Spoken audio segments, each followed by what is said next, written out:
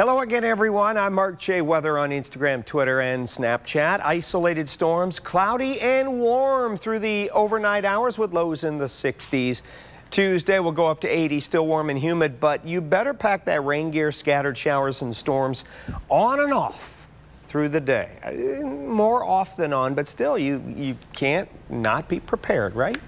Wednesday, more widely scattered storms, mainly during the afternoon, 80, and then we dry you out Thursday through your weekend and beyond. Look at this, 82, 84, 86.